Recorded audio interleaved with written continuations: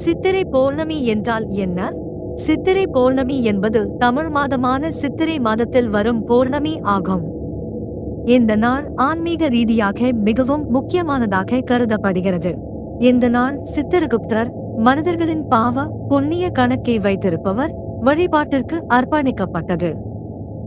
மனிதர்கள் செய்த நல்லதும் கெட்டதுமான செயல்களை நினைத்து மனமாற்றம் அடைய வேண்டிய நாள். பாவ நிவர்த்திக்கான சிறந்த நாள் என்று நம்பப்படுகிறது. ஏன் முக்கியம்? பௌர்ணமி நாளில் நிலா முழுமையாக பிரகாசிக்கும். இது மன அமைதியையும் ஆன்மீக சக்தியையும் அதிகரிக்கும். தானம், தர்மம் செய்தால் புண்ணியம் பெருகும். என்ன செய்ய வேண்டும்? காலை குளித்து சுத்தமாக இருக்க வேண்டும். இறைவனை மற்றும் சித்திரகுப்தரை வழிபட வேண்டும். இரவில் நிலாவை பார்த்து பிரார்த்தனை செய்ய வேண்டும்.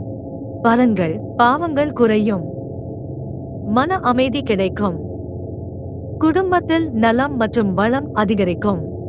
சித்திரை பௌர்ணமி பாவ நிவர்த்தி, ஆன்மீக முன்னேற்றம், நன்மை தரும் நாள். ஆஸ்ட்ரோமூன் ஆப் பதிவிறக்கம் செய்து தேவையான தகவல்களை தெரிந்து கொள்ளுங்கள்.